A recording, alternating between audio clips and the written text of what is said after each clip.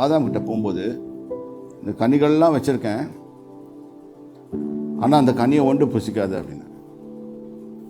அவன் தப்பு பண்ணிட்டான். இப்போ கர்த்தர் நம்மளுக்கு சஜஸ்ட் பண்ணுறாரு, நீ நல்லதை தெரிந்து கொள், ஜீவனை தெரிந்து கொள் அப்படின்னு உபவாமத்தில் சொல்கிறாரு. இந்த இடத்துல அறிவை தெரிந்து கொள் அப்படின்றாரு. கர்த்தருக்கு பயப்படுதலை தெரிந்து கொள் அப்படின்னு சொல்லி சொல்கிறாரு. ஏன் அதை சொல்கிறாருன்னா நம்முடைய நன்மைக்காக. He doesn't force. Why he has to tell that? Why can't he force us into it? Because we have been made in the image and likeness of God.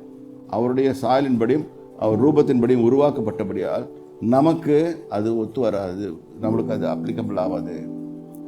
God has given us freedom of choice. அந்த choice நம்மக்கிட்ட தான் கொடுத்துட்டாரு.